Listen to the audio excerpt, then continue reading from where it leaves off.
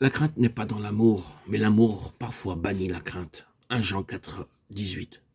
Belshazzar fit un grand festin pour 1 millier de ses grands. Pendant qu'il buvait du vin, le roi ordonna à ses serviteurs d'apporter les vases d'or et d'argent que son père Nebuchadnezzar avait pris du temple de Jérusalem et transporté à Babylone. Ils commencèrent à boire du vin dans ces vases et à louer les dieux d'or, d'argent, d'airain, de fer, de bois et de pierre. À travers tous les âges, tous les hommes qui ont prospéré et ont atteint le sommet de la gloire ont blasphémé contre Dieu. C'est une chose surprenante que des pécheurs se soient enorgueillis et pris plaisir à blasphémer contre le Dieu vivant en s'opposant à sa parole ou à son peuple. Je vais vous donner un exemple. Malgré les nombreux points communs entre la Bible et le Coran, nous ne voyons pas beaucoup d'hindous parler mal des musulmans et du Coran. Mais ils blasphémeront contre Christ et la Bible plus aisément. Alors qu'il buvait, le roi vit soudain une main écrite, des paroles sur le mur, des paroles incompréhensibles, car c'était une langue inconnue de lui. À cette vue, le roi fut rempli de crainte, et ses genoux s'entrechoquèrent. Nous avons vu souvent des hommes riches, intelligents et puissants, occupant une haute position, trembler lorsqu'ils voient des choses mystérieuses et inexplicables. Seul le parfait amour venant de nos cœurs peut nous délivrer de toute crainte. Il n'y a pas de crainte dans l'amour. 1 Jean 4, 18. Je t'aime d'un amour éternel, Jérémie 31, 3. Seul l'amour de Dieu est parfait et invariable.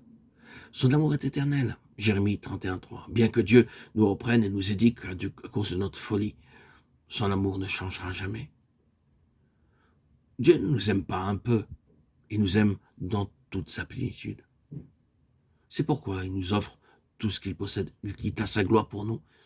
Il versa jusqu'à la dernière goutte de son sang en notre faveur. Seul un tel amour est parfait et peut ôter toutes nos craintes.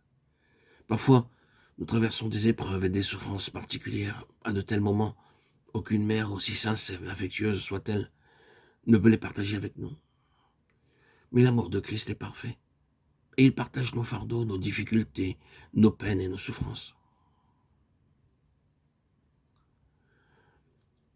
Ceux qui ne connaissent pas le Seigneur Jésus comme leur sauveur seront jetés à beaucoup de craintes.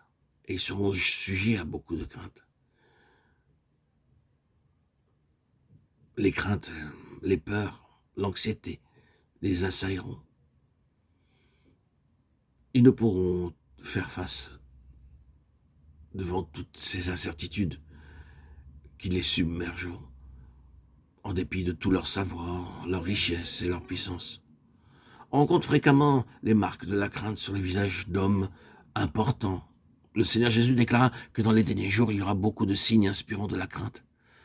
Des étoiles tombant du ciel, des tremblements de terre, des épidémies et des guerres. Alors, les cœurs des hommes tomberont en défaillance à cause de la crainte. Luc 21, 26. En ce temps-là, même le peuple de Dieu sera éprouvé. Mais le Seigneur le gardera de toute crainte.